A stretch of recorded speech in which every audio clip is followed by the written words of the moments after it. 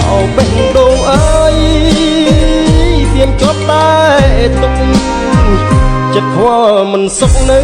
នឹករស់លឹងអមស្រែបុប្ផាធ្លាប់ដោះដីស្រែផ្លាស់ទៅដីក្រុងតើប្រយ៉ាណាខ្លាចហងលងខំអាត្មាបងខំឲ្យតារីករួយរាយលៀងធ្លាក់ដើមឆ្នាំរៀមជ្រៀងផ្ដាំតាមទឹកសូមអ្នកជួយនាំចិត្តនឹកបណ្ដាំដីស្រែស្រុកឆ្ងាយទោះអមសោះក្លិនត្រូវគេរំខានចិត្តកាយបងនៅទទួលមិនស្ដាយរងចាំឆោមឆាយអមស្រែបងអើយ